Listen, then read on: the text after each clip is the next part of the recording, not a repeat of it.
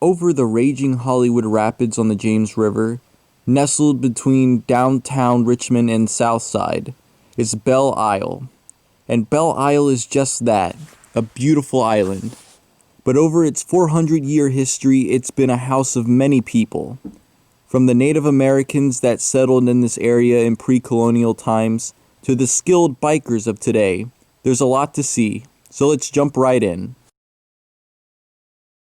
Earliest accounts of Belle Isle say that Native Americans lived on this land. This was a prime area for fishing, and Native Americans used fishing traps called weirs. From 1607 to 1608, John Smith, one of the leaders of Jamestown, was part of a group of men who planned to explore and chart the Chesapeake area. Early on in 1607, John Smith and his crew came upon Belle Isle, or as they would refer to it as, Broad Rock Island. This is due to the large and wide rocks that you can see in and around the island, not unlike the rock structure you can see behind me. From now on, I will refer to Belle Isle as Broad Rock Island until the point in time in history where the island began to be referred to as Belle Isle. In 1676, William Byrd I acquired the island for the settlers, and in 1742, his son William Byrd II established Richmond on the north bank of the James. His family sold Broad Rock Island to entrepreneur John Harvey in 1776, whose heirs in turn sold it to John and Gabriella Brockenbrough, who leased the island out to Jacqueline B. Harvey, Philip Thornton, and John Hughes. I know these are a lot of names and passing of the island's ownership, but it is important to understand these building blocks for the events to come. Taking a leaf out of the Native Americans' book, the settlers' first operation here was a fishery. However, the first real businesses wouldn't start until the early 1800s. Once this island was sold and leased, a mill race, houses, a dam, and iron and nail factories were constructed here. These were constructed between 1814 and 1836. Two of these buildings were constructed specifically by two separate companies. In 1814, the Old Dominion Iron and Nail Company constructed one, and in 1815, the Belle Isle Rolling, Milling, and Slitting Manufactory constructed the other. This brick wall here is what is left of the latter, and this building was powered by the mill race, which is seen behind it. The metal tunnel here housed the turbine, which was moved by water. In turn, this turbine moved a series of belts that helped power the manufactory. Behind me is a remnant of the Old Dominion Iron and Nail Company. This metal frame used to be a part of a factory that constructed tank parts for Chrysler Motors during World War I. It was jokingly referred to as the Chrysler Building. In 1836, the Belle Isle Manufacturing Company would acquire the ironworks, and this is when Broad Rock Island would start to be referred to as Belle Isle. However, in 1851, the Old Dominion Iron and Nail Company would buy the Belle Isle Manufacturing Company. Sometime in the 1850s, a railroad spur connecting to the Danville and Richmond Railroad was built from the south bank of the James River onto the south end of Belle Isle. The railroad spur was later extended through the north end of Belle Isle, across this train trestle to the north bank of the James River. This train bridge would become very important later. The quarries behind me were in operation from the early to mid-1800s. They were used to gather granite, which was a very popular building material at the time. However, granite would soon fall out of favor to concrete. The reason these quarries are now filled with water is because when the prospectors were mining them out, they hit two cracks that allowed water from the James River to seep in. The base for the steam-powered equipment for the quarries still exists. The 1860s found our country in a great turmoil. The American Civil War had begun, and Richmond was named capital of the South. In June of 1862, the Confederacy opened a prisoner of war camp on the island for prisoner exchanges with the North. 5,000 men were brought here, and by September 23rd of the same year, most of the men had been exchanged and the camp was closed. It wasn't closed for long, however, as on January 17, 1863, prisoner exchanges stopped and the camp was reopened, but soon closed again. On May 13, 1863, the camp reopened once more, but the prisoner exchanges soon broke down and were no longer made. February of 1864 saw the Confederates evacuating Belle Isle and sending the Union prisoners south. And in October of that year, the island was completely evacuated and the camp was closed for good. Richmond fell to the Union on April 2, 1865. Sadly, due to severe overcrowding, many Union soldiers were left to battle the elements and disease, practically sleeping in holes in the ground. Many would pass away in these camps due to poor conditions. Around 20,000 Union prisoners were brought through the camp throughout the war. The Union soldiers were buried on the island here, but the bodies were later moved. This pit here is not part of Belle Isle's natural structure. It was dug out by the Confederacy during the Civil War, when Belle Isle was being used as a prisoner of war camp. The intention was to place large cannons here to protect the isle from attack from the Union. However, due to the Hollywood Rapids being so ravaging, attack from the north was virtually impossible, and cannons were never placed here.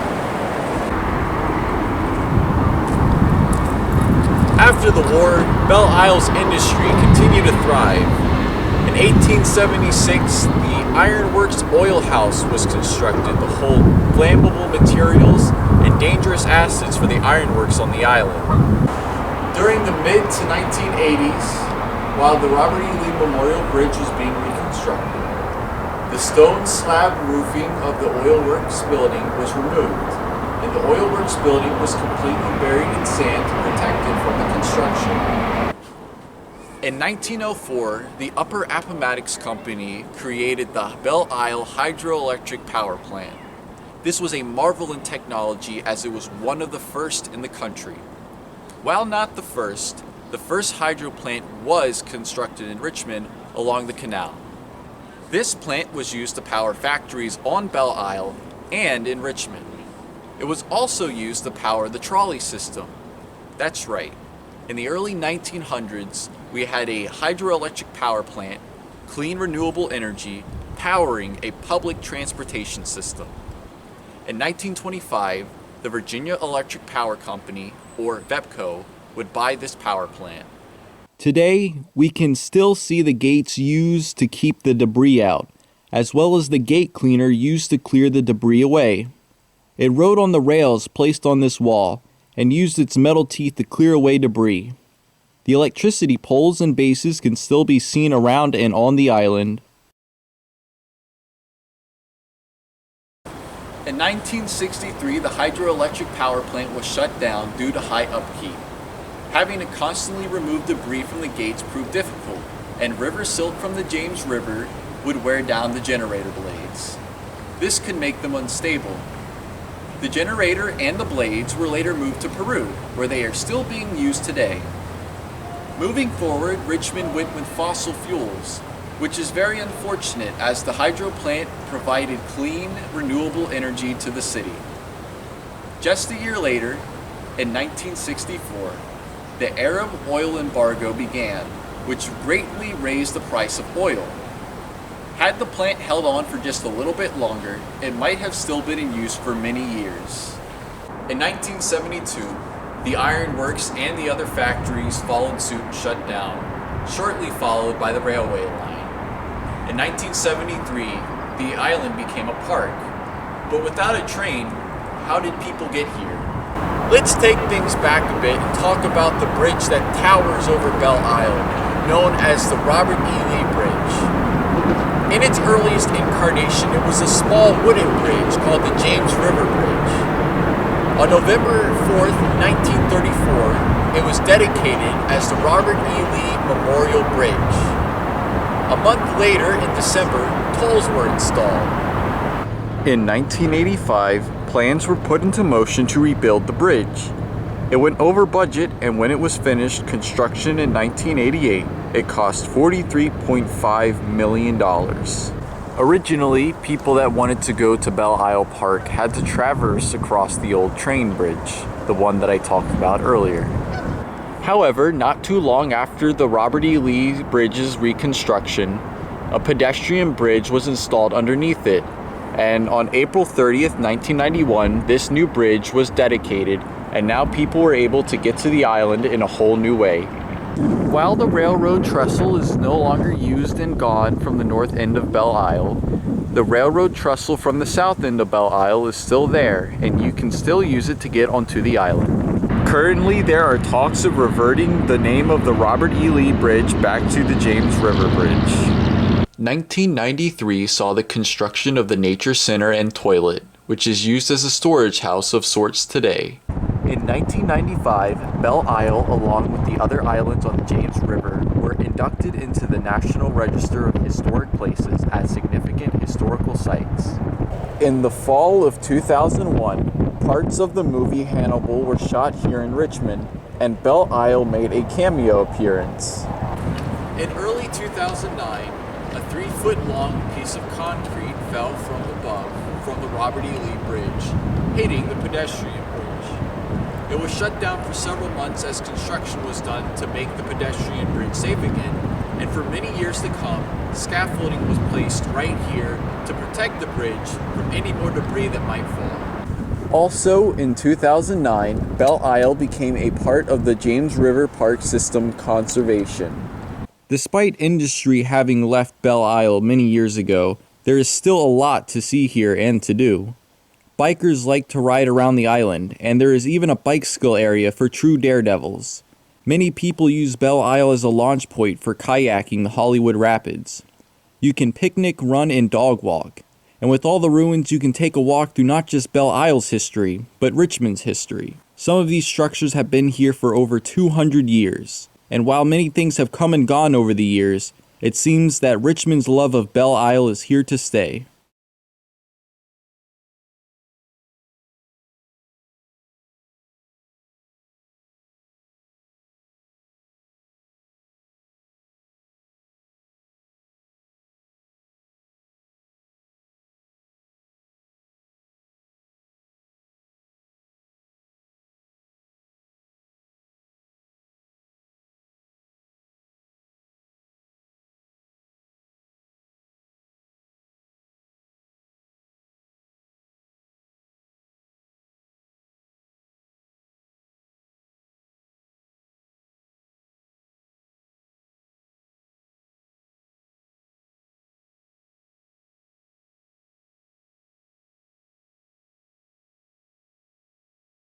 John Smith, one of the leaders of Jamestown, was part of a group of